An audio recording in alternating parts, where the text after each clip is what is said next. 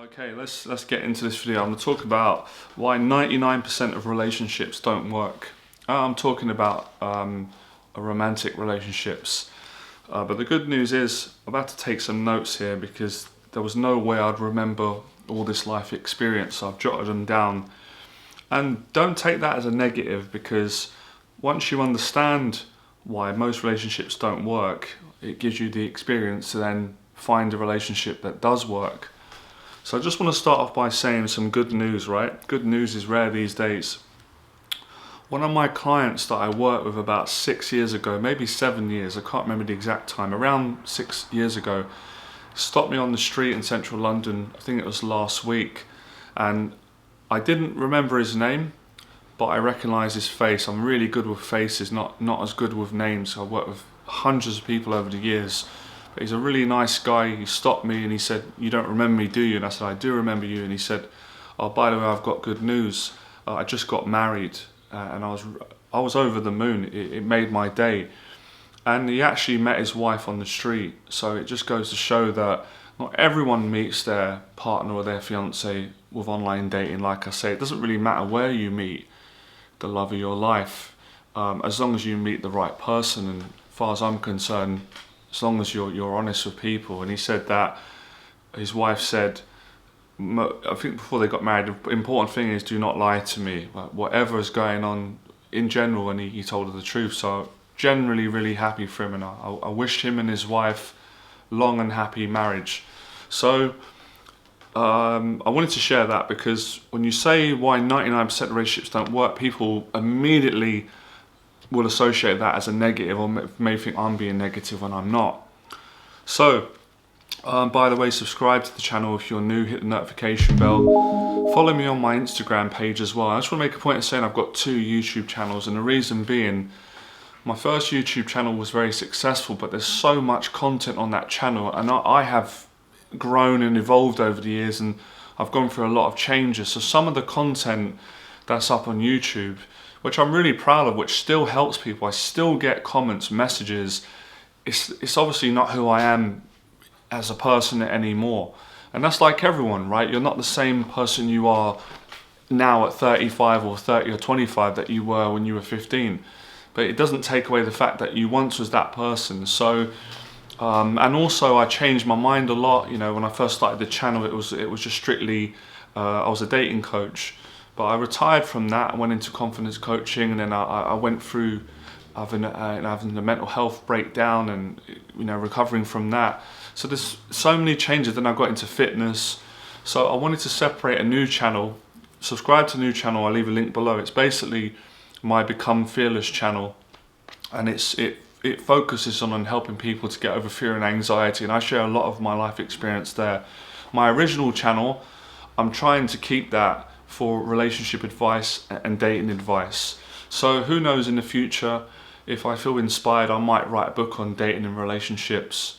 If I feel inspired to do it, I'm not just going to do it for the sake of doing it. I have to feel right about it. But until now, I'm going to be doing these 3 videos, as I said, and I'm not working or coaching at the moment. I'm planning to come back hopefully next year, but let's see how things go with this COVID-19, the lockdown. Nothing's certain, but in the meantime, I'm putting out these 3 YouTube videos because, number 1, I love doing it. Number 2, it helps me with my mental health challenges, my anxiety, depression, and more importantly, it changes people's lives, and it's something I'm passionate about.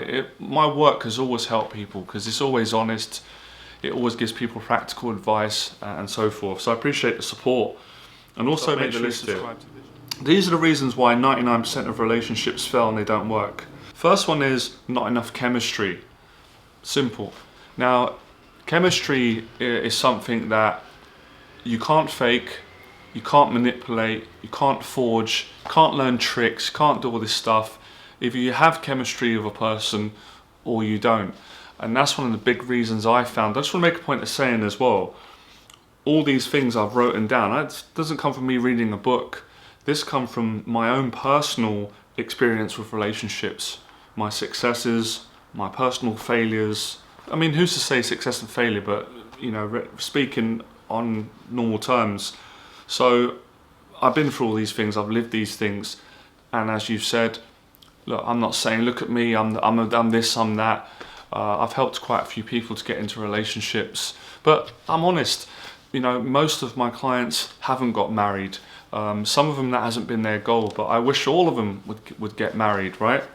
So it comes from good experience. So yeah, not enough chemistry. Let me make a point of saying this, right? Because I've had friends say this, and people say, you know, it's not fair, Johnny.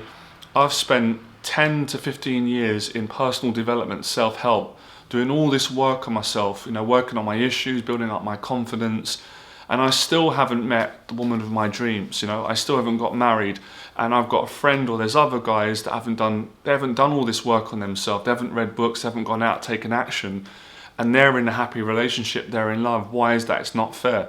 Well, the real truth is, yeah, life isn't fair many times for most of us, and that's where chemistry comes in.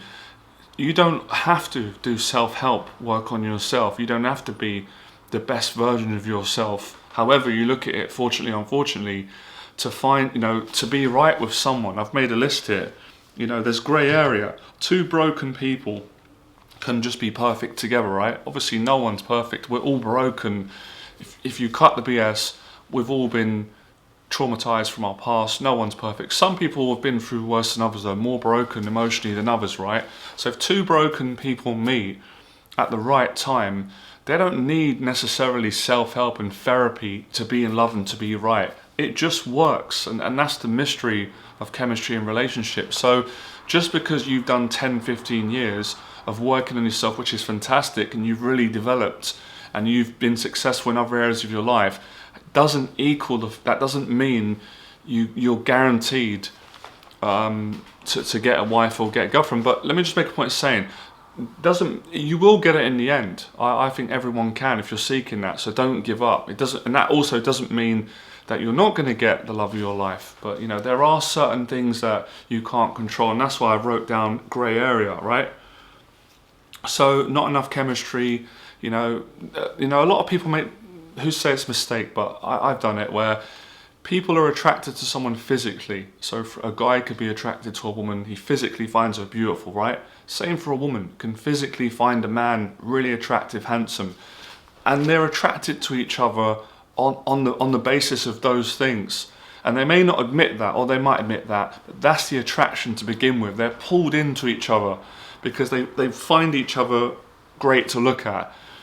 But after they start dating for several months, they realise that there's no chemistry. Their personalities are different and it doesn't work. There's an example.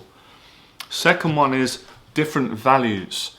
People are in relationships and they've got completely different values. And I'm sure a lot of you are intelligent, you don't need me to explain that. I'll try and give examples. Let me give you an example of some of my values.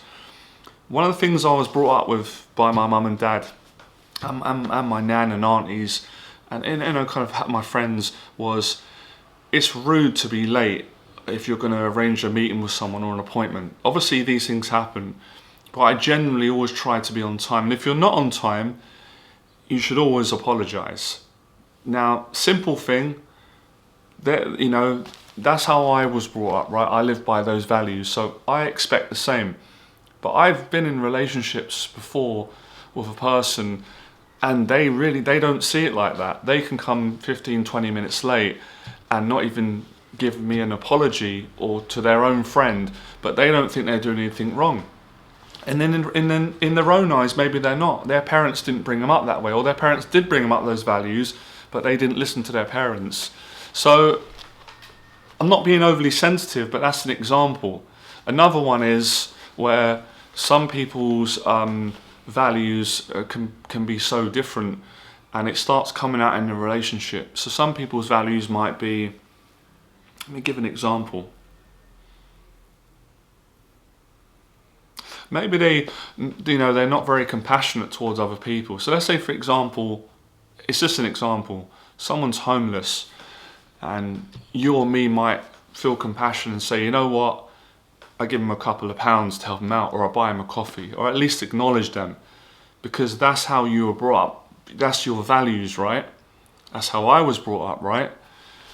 But another person may just think, no, I'm not going to give money to someone who's homeless. It's not the right thing to do. They should get a job. Or can you see there's a discrepancy, if that's the right word? And some of these examples don't have to need to be precise about timekeeping or being charitable. But if both of you see that situation so differently, that's one of the reasons why it ends up not working in your relationship. It may work at the start, the honeymoon period, the first few months. My mum used to say this to me in great wisdom. A lot of people have said it. I've experienced it through living, right? Everyone puts on their best face for the first month or so when you're dating someone. We all do it. I do it. We all do it, right? And I teach honesty, authenticity. No one's perfect, I'm not. It's just a natural instinctive thing. You want that person to see all your good qualities. You don't want them to see your issues. So we tend to do that. We're human, we're not perfect. But eventually, after a few months, you can't keep up. I wouldn't say it's an act, because that can be a little bit extreme. So it doesn't mean, it's not that you're not being honest. You are being honest, but you're just showing all of your good side, right? And that can come from a good place, because you want to be positive, you want to get on with the person. But after a couple of months, when the cracks start coming through and your issues start coming out, her issues, your issues, man, woman, and that's when you start finding out, is this really going to work? So values are really important. Another example, I've dated women where they've been brought up that if you go out for a meal or you go on a date, you should split the bill 50-50, or at least the man should pay for the date and the meal, and then the next time the woman will pay for the date and the meal. It's give and take, and I think that's great. I haven't got a problem with that. But I've also dated women who don't agree on that. They think that the man should always pay. So according to your values, it's really going to determine, is your relationship going to work or not? In most cases, right? We have got grey area, I'll come back to that. So also as well, I'd be interested to know in the box below, everyone, obviously you can share your experience with me. I'm not someone who goes, I don't claim I know everything just because I've done a lot of dating and relationship coaching. I didn't even consider myself a relationship expert. It was more, I was a dating and confidence expert, a bit of everything, bloody hell, a social coach, a dating coach, but I've got a lot of experience. And who's to say who's an expert and who's not? As long as you've got experience, you don't have to be, I'm making fun of myself, in a professional shirt, with a title, or anyone. I will happily learn from anyone who can give me some advice that can personally help me. So please let me know in the box below, guys, girls, your wisdom, your experiences, some positive things that can help people. It can help someone so much. So different values can be different, everyone. So, and there's even things like religious beliefs. It can work, sometimes it can't work. Some people might not understand you. If you believe in God and the other person doesn't believe in God, I'm not saying that can't work, because it's proven, if you look at everyone's rate, it can, but it doesn't always work. So there's also that as well. Obviously your religious beliefs, if they're different, that might not work, because you've got certain values and things that you expect the other person to do. And another one as well, if you're a non-smoker and you don't smoke, and you're repulsed by smoking, and the other person does smoke, it could affect the relationship. So can you start to see now why 99% of relationships, that is not an exact statistic, that's my opinion, everyone's entitled to their opinion from what I've seen, my experience, maybe it's about 90%, it probably is 99%, right? Okay, too many emotional problems, right? Again, cliche line, everyone's got issues, I've got issues, no surprise. Everyone's got issues. Some people got more issues than others. Some people can control their issues more. So a lot of relationships don't work because people have got too many emotional problems, and they're not able to work the relationship out with those issues. So it doesn't mean you can't have a good relationship because you've got some emotional problems. No, that could actually make a relationship, two people, great. But if you can't work with someone and communicate, I'm going to get to that in a second, it doesn't work. And that's been my experience of dating some people. Some people are at a point where they are so broken that they do need help, they need therapy, they need some support, they've been through a lot. That's not always their fault, but I do come back to taking responsibility, which is important if you want to have better relationships with people and yourself, right? So there's that as well, that can play a massive part. Next one, wrong timing. Sometimes it's just bad luck. that you meet a person in your life. I've had this where I love that, I like them, I love them, and they love me and like me, but it's just the wrong timing. You know, it's just the wrong time, wrong place, and that's why the relationship doesn't work. And you think to yourself, if only this person met me a year previously when I was in a better place, whatever, financially, or my accommodation, or my mental health was better, or if they were, sometimes you're in a great place. I've had it. I'm in a fantastic place. I meet this girl, I love her, I'm in love with her, I want to go out with her, but she's got too many things going on. She can't give me that love, that attention that I want, and she's not ready to receive it from me or whatever. It's just the wrong time. And sometimes there was times where I met a great woman, and it's overwhelming. It intimidated me because I didn't feel ready in my life. She wanted the relationship, I kind of wanted it, but I was scared of it. So sometimes you just can't blame other people. It's not always about blaming everyone and going like this part. No, it's the wrong time, and that's not your fault. It's not their fault. That's part of life. Next one, different life purpose. Happens to a lot of guys, a lot of girls. I've had loads of clients in the past who say, Johnny, met this girl, I really love her, really like her, she loves me, but she doesn't support me. She keeps putting me down. She doesn't support my business ideas. You know, she doesn't support the fact that I want to get a mentor, or I'm getting a mentor. She thinks it's all silly. She's not supportive of it. It's weighing me down. It's not going to work unless you want an unhappy, dysfunctional relationship. So, and the same for a woman.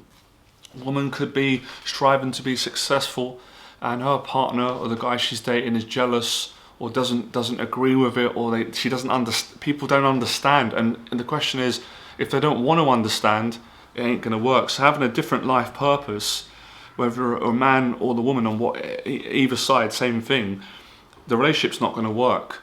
Because when we've got a drive, and I can look back on one of my great relationships, I'll give this example, and it just worked. And the reason why it worked was chemistry. We met at the right time. She was best woman I've ever dated, right? She supported my life purpose. I supported her life purpose. You know, we weren't perfect together, but it just worked. And you know, and that was at a time where I didn't do as much self-development work on myself as I've done now. But that didn't matter. Grey area, we worked. And there wasn't actually a physical attraction at the start. She wasn't really my type. And she said I wasn't her type physically. We grew. Obviously, she eventually could see the beauty. Just joking. But no, we grew, and then she became the most beautiful girl to me, and we really fancied each other. It took a while, right? It took around 20 years. I'm just joking that. It took around 6 months. And then we fell in love. We were just dating and seeing each other. And then we were together for about 3 years, right? It's the best relationship I've ever had. So, yeah, so people are asking the question, have I ever had a good relationship? I've just told you I have, right? So, you know, for all those, and we had the same values, you know, it worked. We were very kind. She would pay for a meal, I paid for a meal, you know, all that kind of stuff. So, and it was just perfect, right time, we communicated and we grew together.